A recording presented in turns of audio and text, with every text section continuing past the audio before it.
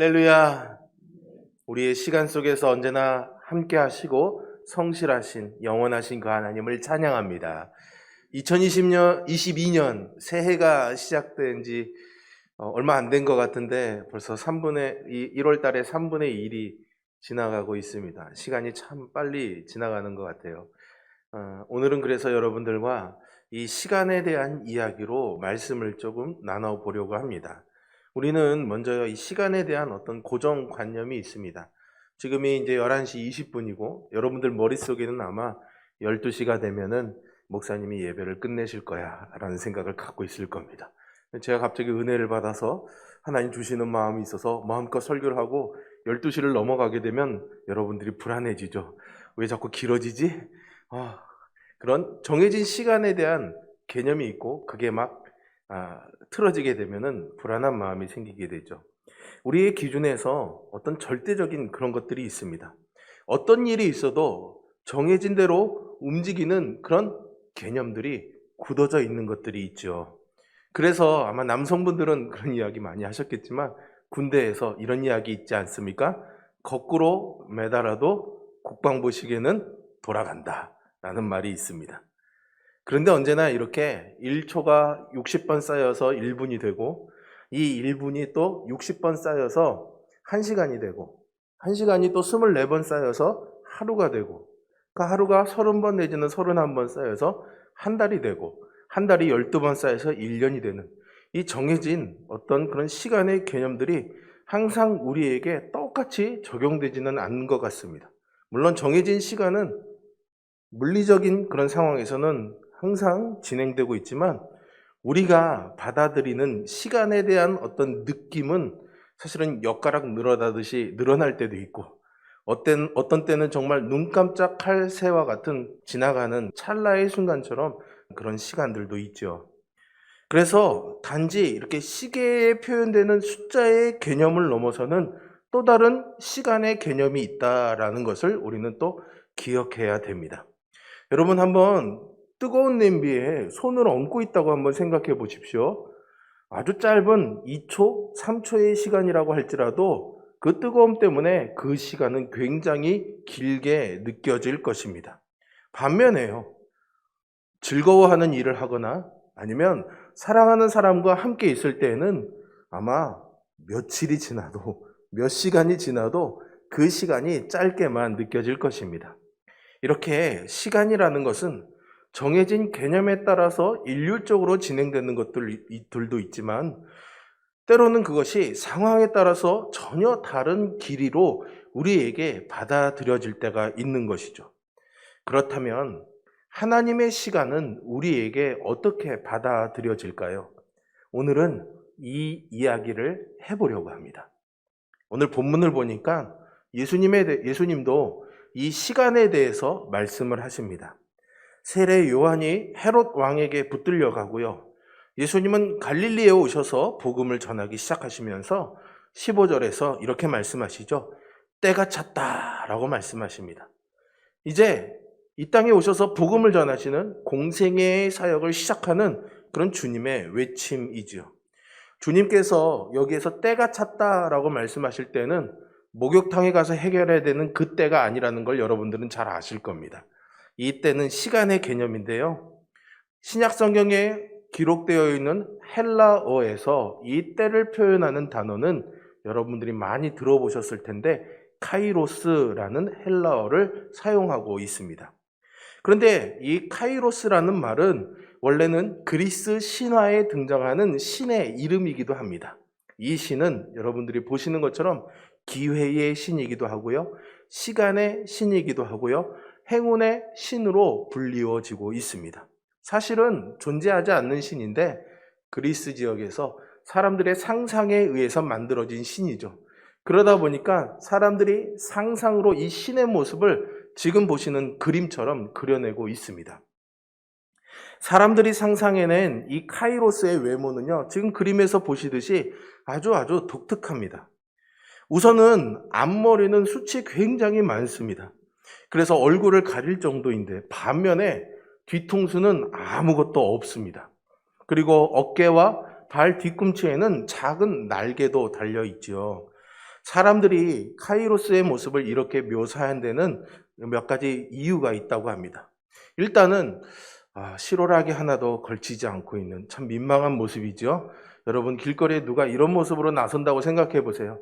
사람들의 주목을 받겠죠.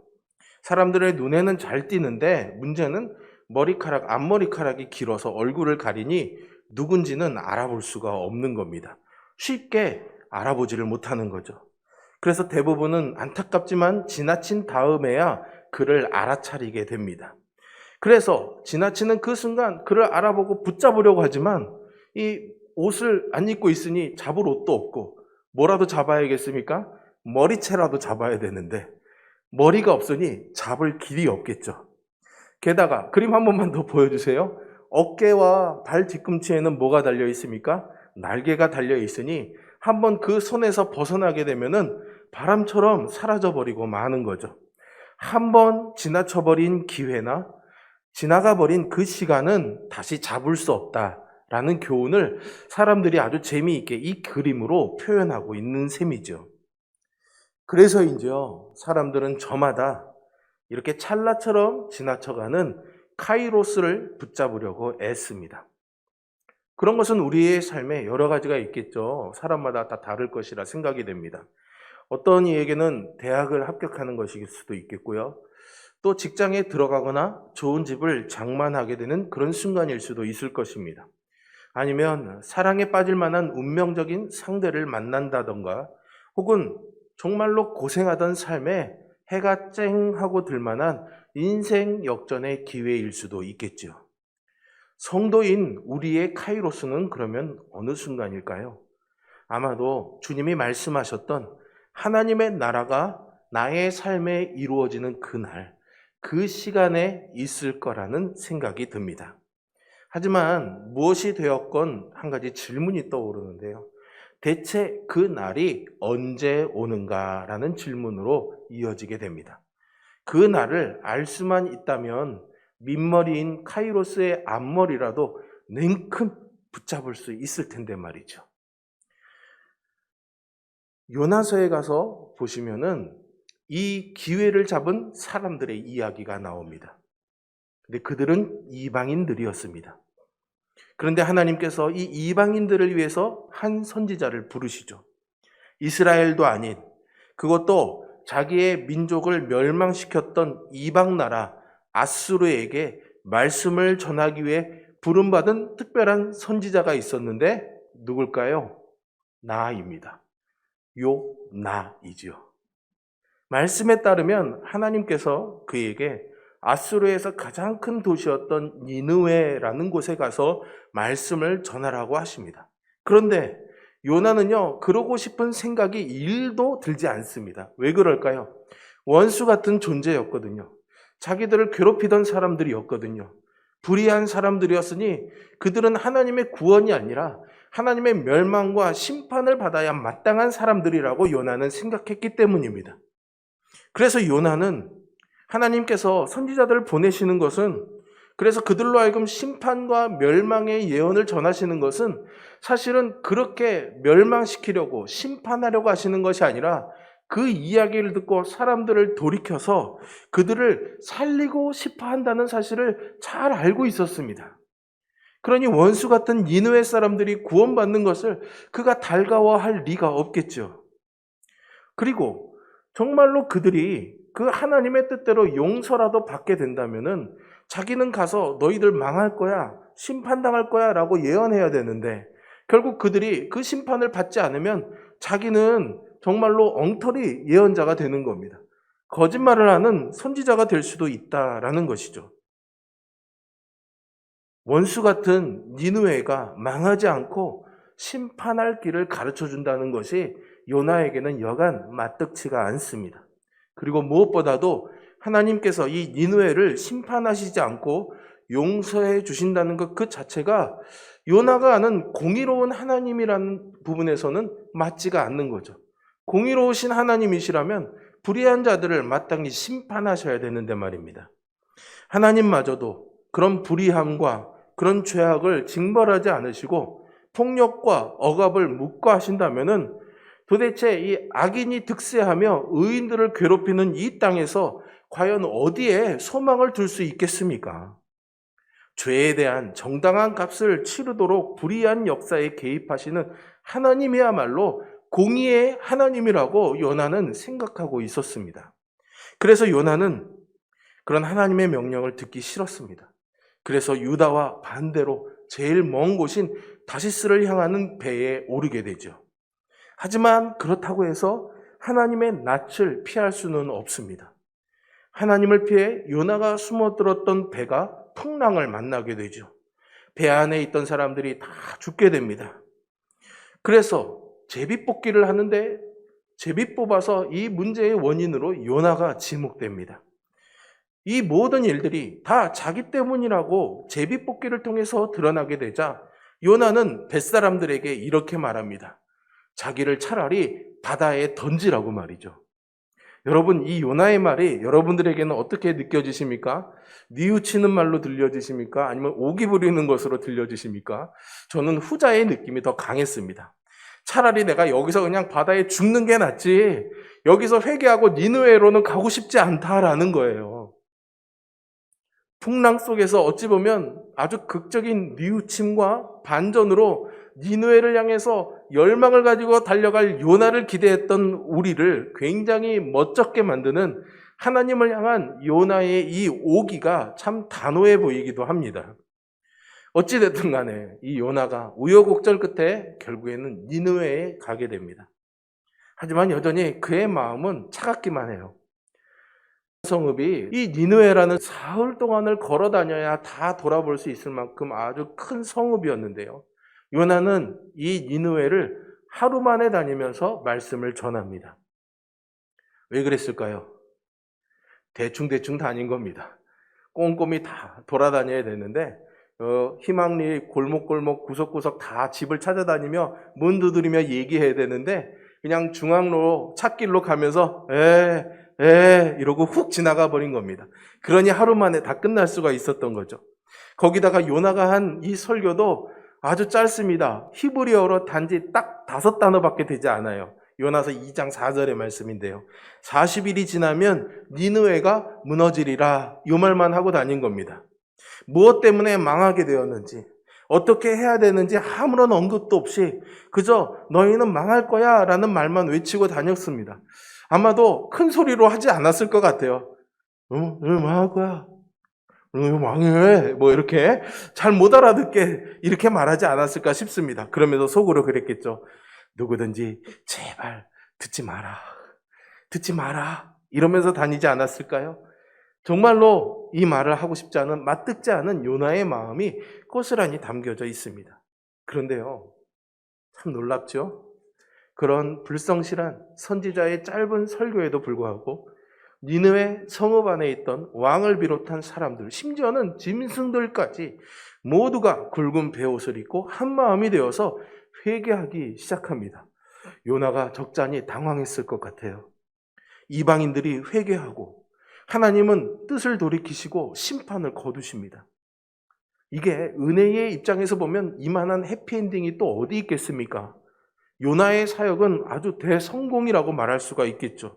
하지만 정작 당사자인 요나의 마음은 강팍해져 가기만 합니다. 요나서 4장 2절과 3절을 보면 그의 마음이 얼마나 거칠어졌는지를 볼 수가 있는 거죠. 여러분들이 지금 보시는 4장 2절의 말씀을 보니까 자기를 부르셨을 때는 니느웨를 심판하시겠다고 하셔놓고서는 덜컥 이 사람들을 용서해 주시니 하나님이 정말로 은혜롭고 자비로우시며 노하기를 더디하시며 인애가 크시다는 것을 이제야 내가 알게 되었습니다 라고 요나가 말합니다. 그런데 여기에 진정성이 저는 느껴지지 않습니다. 아이고 하나님 정말 그런 분이셨군요. 고맙습니다. 이런 뉘앙스가 아니고요. 그래요. 하나님 자비로우신 분이셨죠. 네, 그러실 줄 알았습니다. 하나님. 뭐 이런 재미없으세요 여러분? 뭐 그런 느낌이라고 말씀드릴 수 있습니다. 여기서 지금 요나는 하나님의 그런 선하심, 인자하심 이런 것을 찬양하고 싶은 마음이 사실은 없습니다. 오히려 하나님을 향해서 아주 불순한 태도로 빈정거림이라고 보아야 될 것 같습니다. 그 속마음은 이어지는 3절에서도 나오는데요. 한번 보세요. 여호와여 원하건대 이제 내 생명을 거두어 가소서. 사는 것보다 죽는 것이 내게 나음이니이다. 공의로워 보이지 않는 하나님을 따를 바에야 차라리 내가 죽는 게 낫다라는 거죠. 와, 요나 너무 세지 않습니까, 여러분? 이 모습은 우리 눈에 보기에도 이건 아니지 싶은 생각이 듭니다. 사실 이 요나서는요, 선지자 요나가 기록한 예언서는 아닌 것으로 보입니다. 대부분의 성경의 선지서들이 선지자 자신의 이름으로 자신이 기록한 책이라면 이 요나서는 아주 독특하게 선지자 요나에 관한 이야기를 누군가가 기록한 것으로 보아야 됩니다. 그리고 이 이야기를 읽어야 될 대상은 이방 민족이 아니라 바로 하나님의 백성 이스라엘이었습니다. 포기하지 않고 부르시는 그 하나님께 돌아오지 못했던 요나의 모습과는 다르게요. 단 몇 마디의 말씀에도 불구하고 회개하고 하나님의 부르심에 자신들의 삶을 던졌던 이 이방인들의 모습이 아주 절실하게 이 요나서에 나오고 있는데, 정작 이 이야기를 읽어가는 이 이스라엘 사람들의 마음에는 아니 이방인들이 어떻게, 하나님이 어떻게 이 사람들을 용서해 주실 수 있지? 라는 요나의 마음과 같은 그런 충격이 있었으리라 생각이 됩니다. 이스라엘의 기준으로는 절대로 구원받을 수 없었던 이방인들조차도 하나님의 이 초대, 이 부르심에 회개함으로 구원을 향해서 절규하고 있죠. 그런데 정작 이 이야기를 읽어가고 있는 이스라엘 백성들, 아니 이 이야기의 주인공이 요나의 모습은 하나님의 부르심에 참여하기 위해서 자기의 삶을 깨트리지 않습니다. 자기의 절대적인 시간, 자기의 절대적인 틀을 부서뜨리려고 하지 않죠. 어쩌면 이 요나서는 그렇게 완고한 이스라엘의 모습을 아주 통렬하고 신랄하게 비판하는 책이 아닐까 싶은 생각이 듭니다. 그러나 이 요나서의 저자가 전해주고 싶었던 아주 중요한 본론은 이렇게 우리 편에서의 회개의 중요성이 아니라 인간의 회개에 기꺼이 돌이키시는 그 하나님을 소개하는 것이 더 주요한 목적입니다. 만약에 이 요나를 통해서 하나님의 심판의 말씀이 전해지지 않았더라면 니느웨 사람들은 어떻게 되었을까요? 마치 정해진 운명처럼 그들의 강력한 힘을 가지고 불의한 일과 폭력에 기대면서 주변 약한 나라들을 정복해 가던 이 니느웨 사람들의 일상은 결국에는 불법과 함께 심판으로 망하고 말았을 것입니다. 이것이 불의한 일에는 당연히 이래야 된다라는 절대적인 시간 안에서 주어진 운명적인 결과였죠. 권력이나 부유함이 아무리 대단하다고 할지라도요, 결국에는 죽음과 멸망이라는 이 필연적인 시간에서 벗어날 수는 없었습니다. 그렇게 죽음을 향해 치달아가고 있던 그들에게 보이지 않던 멸망과 심판의 때가 불쑥 나타난 것입니다. 바로 카이로스, 하나님의 시간이 그들에게 찾아온 것이죠. 선지자 요나를 통해서 회개로 부르시는 이 하나님의 때, 하나님의 시간이 되니까 니느웨 사람들이 온 마음을 다해 응답합니다. 그리고 하나님이 그들을 구원하시는 이 카이로스의 시간을 그들은 자신들의 삶의 깊은 곳에서 길어 올릴 수가 있었던 것이죠. 오늘 본문에서 하나님의 날이 오고 있음을 말해주고 있는 마지막 선지자라는 찬사를 받고 있던 세례 요한이 갑작스럽게 헤롯에게 잡혀가게 됩니다. 아마 이스라엘 민초들은 이 세례 요한의 외침을 듣고 이제 메시아, 하나님의 사람이 오신다면 우리가 이 잃어버린 나라를 회복하고 다시 자유를 되찾게 되고 그 좋았던 하나님의 왕국, 다윗의 왕 때와 같던 그 하나님의 나라를 회복할 거라는 기대감이 있었겠죠. 그런데 그 세례 요한이 불현듯 잡혀갔으니 그들의 마음이 어땠을까요? 그래, 내가 이렇게 될 줄 알았어. 우리가 뭐 자유를 얻을 수 있는 기회가 있겠어. 그러면 그렇지라는 이 패배감과 절망으로 사람들의 마음은 굳어지고 무너지고 있었던 겁니다. 쭈뼛거리던 요나와는 다르게 죽음이 이렇게 짙게 드리워져 있던 이 세상을 일깨우시는 그 예수님의 힘찬 외침이 울려 퍼진 순간이 바로 그때였습니다. 세례 요한이 죽고 모든 소망, 인간적인 그런 바람들이 무너져버린 지금이야말로 하나님이 하실 수 있는 새로운 희망의 시대가 시작될 수 있는 가장 좋은 때였던 것이죠. 그로부터 2000년이 넘는 시간을 지난 오늘 우리의 시간을 살아가는 우리들입니다. 그러면 우리는 과연 소망의 깃발을 높이 올리셨던 그 예수 그리스도를 믿으라는 이 하나님의 초대를 어떻게 대하고 있는가요? 주님께서 하나님의 때가 임했음을 보시고 그 나라를 살아내셨던 것처럼 우리도 주님을 믿으며 살라고 하나님이 우리를 초대하고 계십니다. 우리는 어떻게 해야 할까요?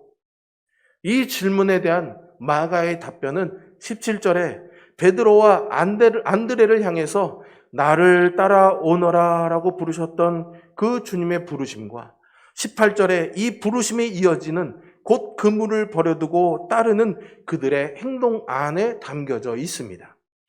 여러분, 베드로와 안드레 그리고 그 뒤에 나오는 야고보와 그 형제 요한의 직업은 어부였습니다. 그들은 매일마다 고기를 잡기 위해서 바다에 나갔습니다. 그것이 그들에게는 정해진 시간, 절대적인 시간 안에서 해야 될 일들이었죠. 물론 그 시간 안에서 어떤 때는 고기를 많이 잡아서 만선이 되기도 하고 어떤 때는 허탕을 치고 빈배로 돌아오게 될 수도 있었겠지만 어찌되었든 그들의 열심과 수고는 언제나 늘 일정하게 정해져 있는 이 시간의 틀 안에서 이루어져 왔습니다. 그들에게 매일은 더 많을 수도 있고 더 적을 수도 있었지만 언제나 항상 반복되는 정해진 것들이었죠. 우리도 대부분의 일상을 거의 그렇게 보내지 않습니까? 정해진 시간과 일과를 가지고 그 시간 안에서 우리는 살아가고 있습니다. 단지 더 많이 얻을 때도 있고 좀 덜 얻을 때도 있을 뿐의 차이가 있는 것이죠. 그런데 그런 그들에게 이제 내일의 하나님의 때에 참여할 수 있는 기회, 카이로스가 찾아옵니다. 주님은 그들을 초대하셨고 이제 이 초대에 응하는 것은 그들의 몫이죠. 그리고 그 응답은 바로 지금이어야만 했습니다. 지나가면 민머리여서 잡을 수가 없거든요. 그 응답의 내용은 바로 버려두고 떠나는 것이었습니다. 그러면 우리는 어떻게 이 예수님의 초대에 참여할 수가 있을까요? 고린도전서 7장 29절부터 31절까지 사도 바울의 짧은 가르침 안에 사용되고 있는 독특한 표현 방식을 우리가 주목해 보면 좋을 것 같습니다. 우리 같이 31절까지 이 말씀을 읽어보겠습니다. 형제들아, 내가 이 말을 하노니 그때가 단축하여진 고로 이후부터 안에 있는 자들은 없는 자 같이 하며 우는 자들은 울지 않는 자 같이 하며 기쁜 자들은 기쁘지 않은 자 같이 하며 매매하는 자들은 없는 자 같이 하며 세상 물건을 쓰는 자들은 다 쓰지 못하는 자 같이 하라. 이 세상의 외형은 지나감이니라. 아멘. 여러분, 이 말씀을 읽어보시면서 자꾸만 반복되는 비슷한 표현들이 있었죠.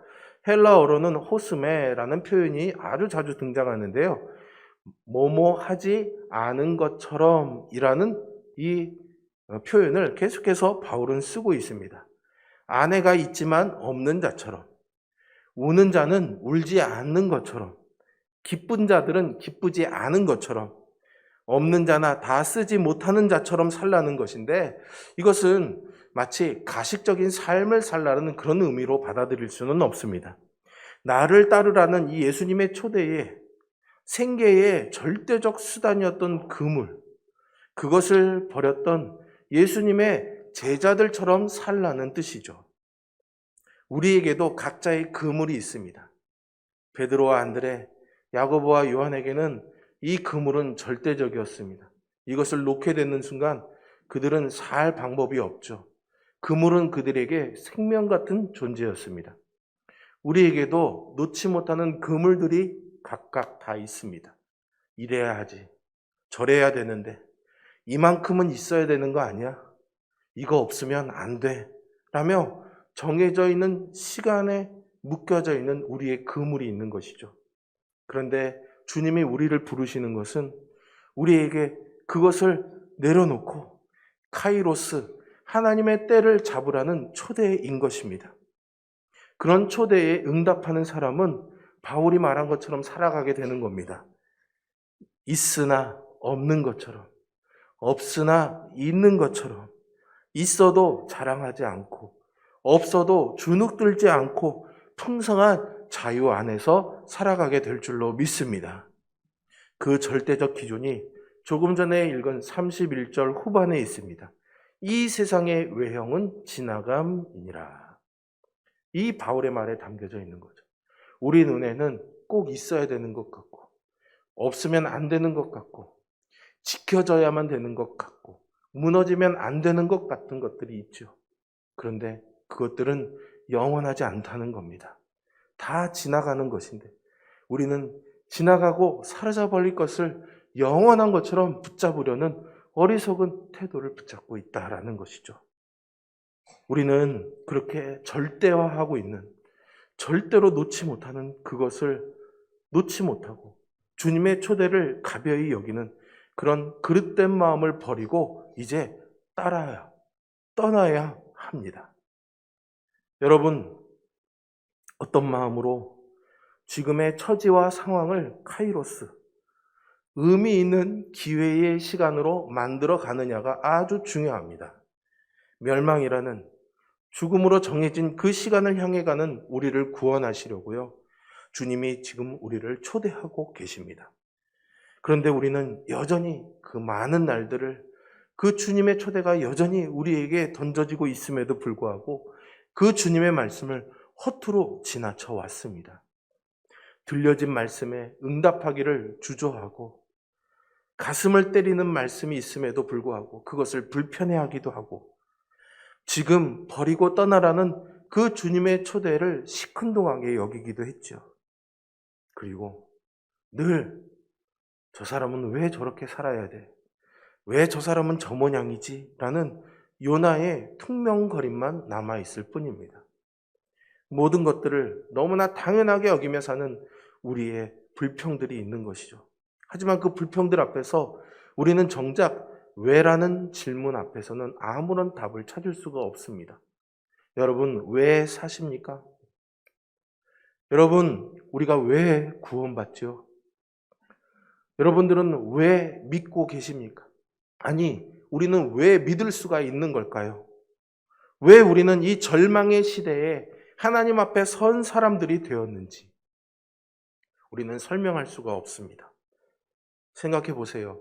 오늘 우리가 이렇게 주일 아침에 예배를 드린다는 것, 그리고 내가 예수님을 믿게 되었다는 것, 그리고 이제 하나님의 자녀가 되었다는 것, 이것마저도 사실은 하나님의 크신 섭리 안에서 하나님이 우리에게 허락해 주신 은혜입니다. 모든 것이 다 은혜이죠. 기회의 시간인 카이로스는요, 바로 지금 우리에게 들려진 단 한 구절의 말씀, 허락된 그 오늘 안에 담겨져 있는 것입니다. 이 다음에 이루어질 기회의 때는 없습니다. 요나서에서 니느웨 사람들은 그 기회를 붙잡았습니다.